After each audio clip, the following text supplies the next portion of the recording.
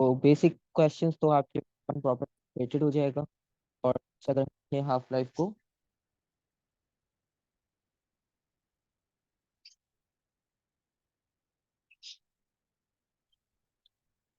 तो half life में हमारे पास तरह से होगी।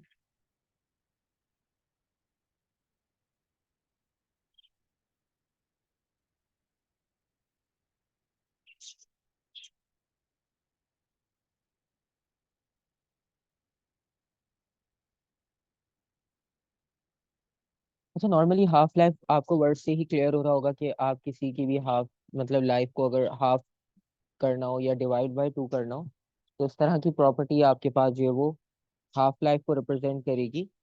ठीक है। तो अब इसमें आपने नेक्स्ट ये करना है कि हाफ लाइफ में बस हमने इतना याद रखना है कि जब भी रेडिएशन एमिट होंगी, अब जो भी उसका एटॉमिक नंबर है, कुछ आपके पास रेडिएशन एमिट होती है, और कितना टाइम लगेगा उसको हाफ होने में। लेट सपोज अगर हमने 300 एक क्वांटिटी ली है, तो 300 का हाफ है 150। तो उसे 300 से 150 में हाफ होने में जो टाइम रिक्वायर्ड होगा, तो वो टाइम आपके पास क्या होगा, हाफ लाइफ। ठीक है। क्योंकि 300 उसका एक्चुअल मास था, ये एक्चुअल क्वांटिटी थी, और उसे हमने 150 पर ले आए, हाफ कर दिया।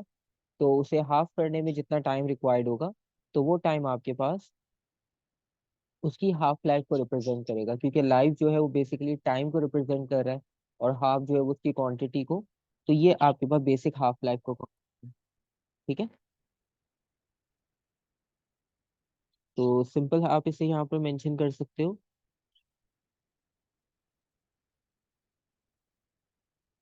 Time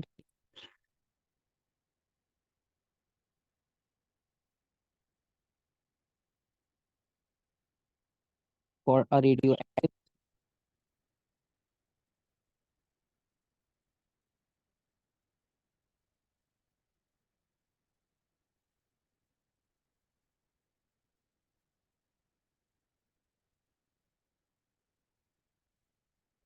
to decrease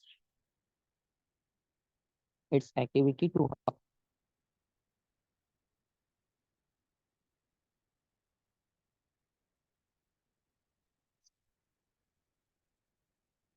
of its.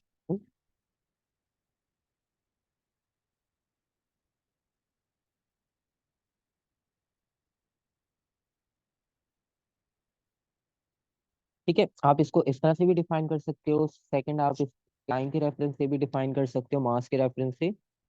आप सेकेंडली आप इसे ऐसे भी डिफाइन कर सकते हो कि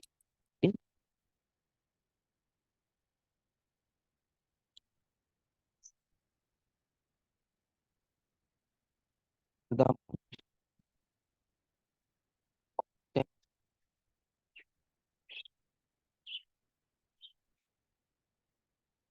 यूज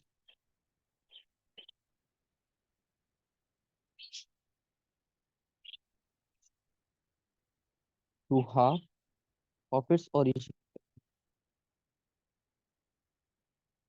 डिफिकल्ट ये ऐसा कुछ नहीं है, सिर्फ इसको हमने उसके लिए हमने साइंटिफिक यूज करनी है, क्योंकि जब डिफाइन करने को एग्जाम में होगा, तो वहाँ पे प्रॉपर हमें डिफाइन करना है।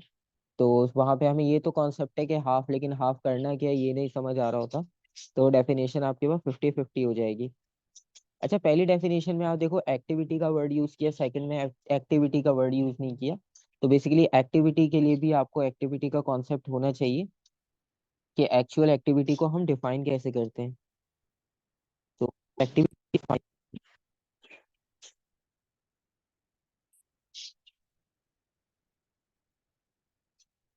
तो एक्टिविटी को हम बेसिकली इस तरह से डिफाइन कर सकते हैं कि द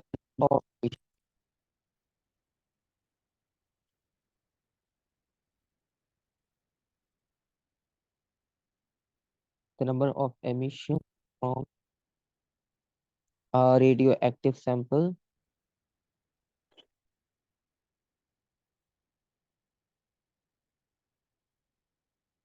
कोई भी रेडियो एक्टिव हमारे पास सैंपल है, उसकी जो भी रेडिएशन एमिट हो रही है, हम उसकी रेडिएशंस की बात कर रहे हैं कि वो आपके पास गिवन टाइम में जितना भी एमिट होंगी, ठीक है, जो भी आपके पास सैंपल होगा, तो ये प्रोसेस आपके पास एक्टिविटी होगा। अब लेट्स सपोज अगर हम एग्जांपल ले रहे थे 300 की, तो कंपलसरी नहीं है कि वो फर्स्ट टाइम में उसको हाफ कर दे। मे बी वो स्टार्ट करे 300, फिर वो 280, 260, 250 इस तरह से आए। तो हमें ये पता है इसकी हाफ लाइफ तो 150 है। तो कितनी एक्टिविटीज उसे चाहिए होंगी कि वो उसे हाफ तक रिड्यूस करे, तो वो हमारा जो टाइम होगा वो हाफ लाइफ होगा।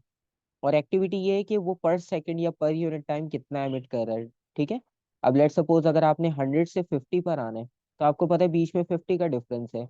तो अगर आप 10 10 10 10 करके माइनस कर रहे हो, तो टोटल आपको 5 टाइम्स एक्टिविटी करनी पड़ेगी। तो 5 एक्टिविटीज के बाद आप हाफ लाइफ पे पहुंचोगे। ठीक है। और अगर आपने इसको फॉर्मूला की फॉर्म में लिखना है, बहुत बेसिक सा है, क्योंकि बस इसमें हमने हाफ करना है। तो एक्टिविटी से हाफ करके जो है वो न्यू एक्टिविटी फाइंड कर लो। ठीक है। ए नॉट जो है वो है, और ए जो है वो आपके पास एक्टिविटी हाफ के मतलब एक हो, ठीक है, डिवाइड बाई 2 किया उसे, तो आपके पास एक बाद की जो एक्टिविटी आप ए से रिप्रेजेंट कर सकते। ठीक है। और अगर आप इसको टाइम के लिए लिखना चाहते हो, जिस तरह हमने हाफ लाइफ किया था, तो हाफ लाइफ में जो टाइम होगा, तो उसके लिए भी फॉर्मूला में से लिखते हैं 1/2, तो वो हाफ को रिप्रेजेंट कर रहा है। तो उसमें आप टाइम को करना है, और एन, और बेसिकली एन आपके पास यहाँ पे रिप्रेजेंट करेगा कि आप कितनी नंबर ऑफ हाफ लाइफ्स को काउंट करना चाह रहे हो। ठीक है। तो बेसिकली यहाँ पर जो है वो n represent number of half lifes को।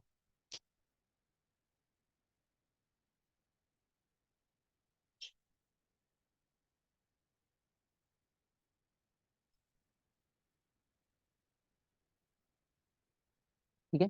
तो नंबर ऑफ हाफ लाइफ्स को बेसिकली वो रिप्रेजेंट करेगा। और नंबर ऑफ हाफ लाइफ्स का मतलब ये है कि अगर हम 100 को स्टार्ट कर रहे हैं, तो 100 से 50, 50 से 25, 25 को आप और हाफ करो 12.5। तो ये जितना हाफ आप करते जाओगे, तो ये हाफ लाइफ आपको उतनी मिलती जाएगी जब तक ये जीरो ना हो जाए। ठीक है। और जीरो होने में भी काफी टाइम लगेगा, क्योंकि जब हम बहुत माइनर वैल्यूज पर आएंगे, तो माइनर वैल्यूज आपके पास काफी टाइम लेंगी। ठीक है। क्योंकि स्टार्ट में तो हमें लग रहा है कि हम 100 से 50 पर आ गए, 50 से 25, फिर आपका प्रोसेस थोड़ा स्लो हो जाएगा। ठीक है।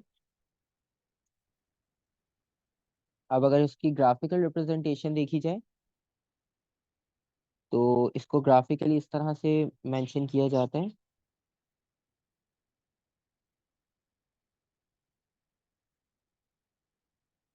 तो ग्राफिकल रिप्रेजेंटेशन आपके पास इस तरह से होगी कि लेट्स सपोज वाई एक्सिस पर एक क्वांटिटी दी, और वाई एक्सिस पर हमारे पास क्वांटिटी है एक्टिविटी की, कि जो आपके पास एक्टिविटी हो रही है वो हमारे पास वाई एक्सिस पर है।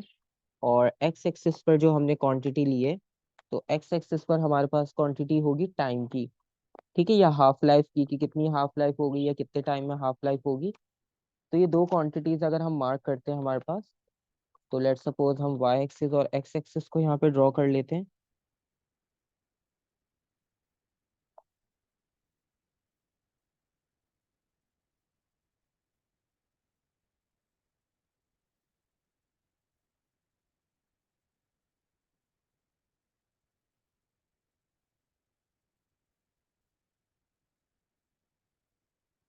ये हमारे पास वाई एक्सिस है, और उसके बाद जो है वो एक्स, और इन पे जो क्वांटिटीज आपके पास एक्टिविटी को हम मार्क कर रहे हैं वाई एक्सिस पर,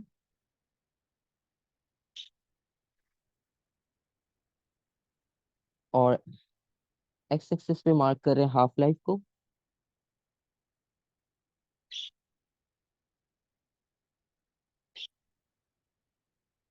और लेट सपोज अगर हम यहाँ पे रैंडम वैल्यूज मार्क, ठीक है, एक कोई भी एलिमेंट लेते हैं, जीरो से हम स्टार्ट कर रहे हैं, जीरो के बाद हमने इसको 10, फिर 20, 30, और यहाँ पे 40। ठीक है। इसी तरह से अगर हम एक्टिविटी को मार्क करें, तो एक्टिविटी हमेशा, अब एक्टिविटी का जो ग्राफ होगा वो टॉप से स्टार्ट होगा, क्योंकि टॉप में हमारे पास एक्टिविटी हाई होगी, क्योंकि पहले एमिशन ज्यादा होगा, क्योंकि हमारे पास फुल मास था। अब जैसे जैसे मास डिक्रीज हो रहा है तो हमारे पास एक्टिविटी कम होती जाएगी। ठीक है, क्योंकि जब हम 100 से 50 पर आए तो हमने 10-10 डिवाइड किया। अब जब 50 से 25 जाना है तो अब गैप कम हो गया। तो अब हमारा जो एक्टिविटी है वो भी हाफ हो जाएगी, वो 5-5 में डिवाइड हो जाएगी। तो एक्टिविटी हमेशा आपके पास मैक्सिमम से स्टार्ट होगी। लेट्स सपोज हम यहाँ से स्टार्ट कर। तो सपोज एक्टिविटी हमने 80 से स्टार्ट की, 80 के बाद उसका डाउन आएगा 40 तक। फिर डिके बहुत फास्ट होगा, फिर डिके बहुत स्लो हो जाएगा। 40 के बाद 20 के बाद। ठीक है, तो इस तरह से आपके पास डिके बनता है। और जब आप इसको मर्ज कर लोगे एक लाइन से, तो वो लाइन आपके पास इस तरह से होगी।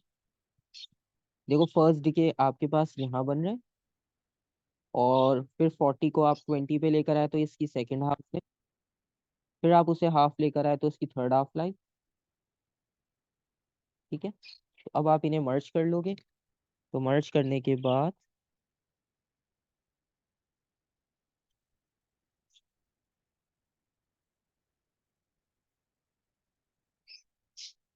ठीक है, ये ग्राफ कुछ इस तरह से होगा। और इसे क्लियर कर लेते हैं, पॉइंट्स हम बाद में मार्क कर लेंगे, पहले हम लाइन ड्रॉ कर लेते हैं।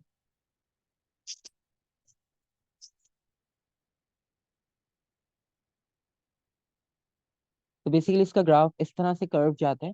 ठीक है, और इस कर्व को हम लिखते हैं कि एक्सपोनेंशियल डिके है ये।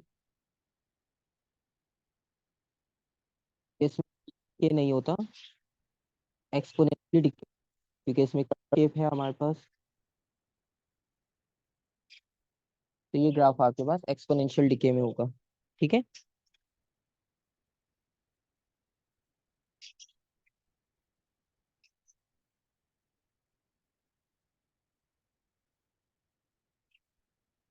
कोई कंफ्यूजन?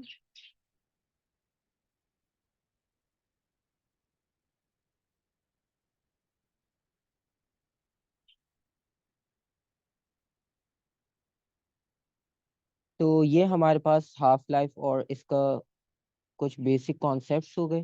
ठीक है, और इसका जब ये, तो हम उसे यहाँ से मार्क कर लेंगे और यहाँ से मार्क कर लेंगे।